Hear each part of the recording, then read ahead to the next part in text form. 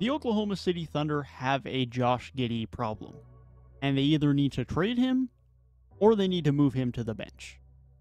Josh Giddey, simply put, outside of having a bad start to the year, is not a fit within this Oklahoma City system.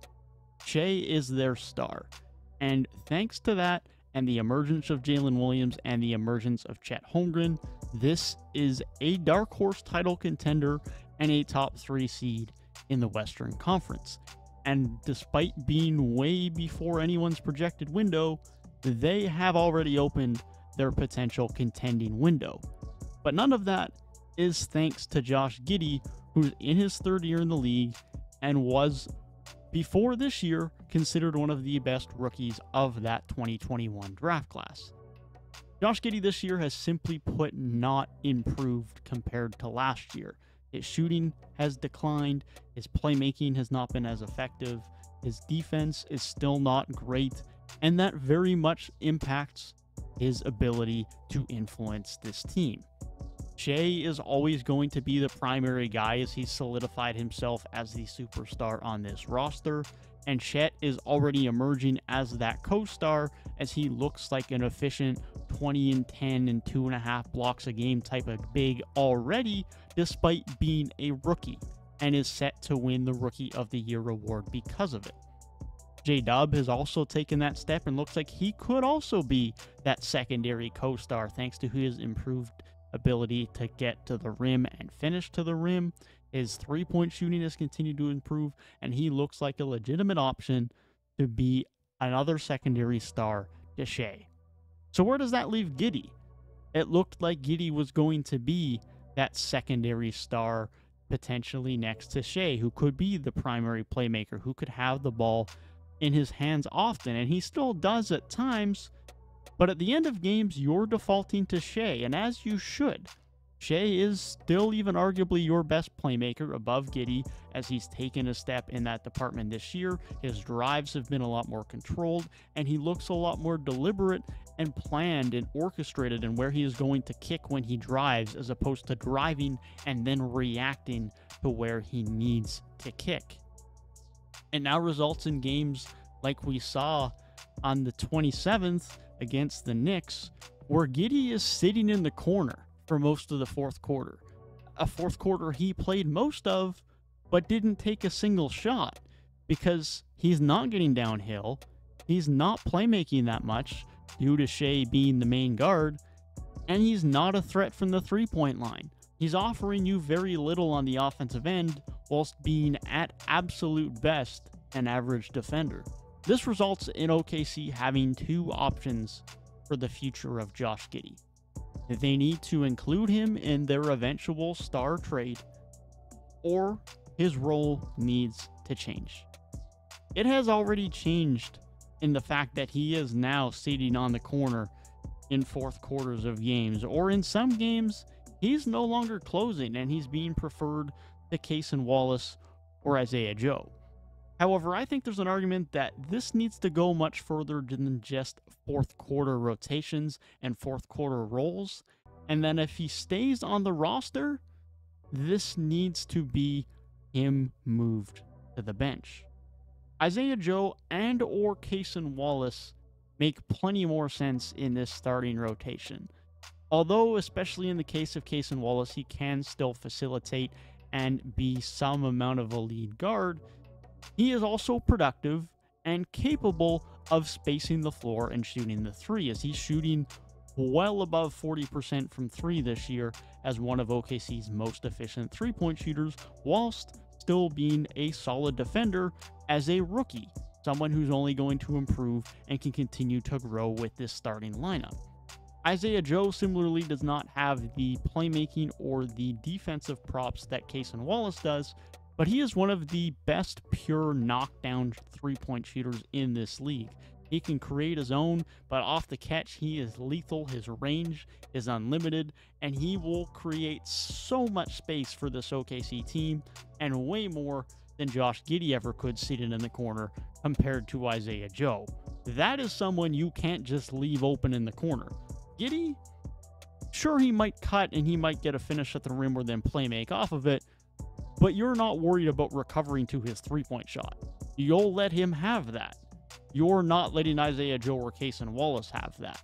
That's a potential shift that OKC need to be considering very seriously if they plan on keeping Josh Giddey around.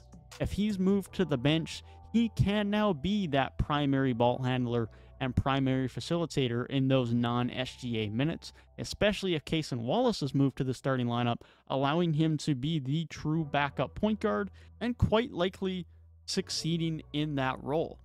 It's not going to be a scenario where he is going to be that typical hot shooter off the bench who comes in and gets you 16, 18 points a night, but he could still produce some offense whilst being a very good facilitator and offering a lot of size at the guard spot off the bench. Now, the problem is Giddey is going to need to be paid soon.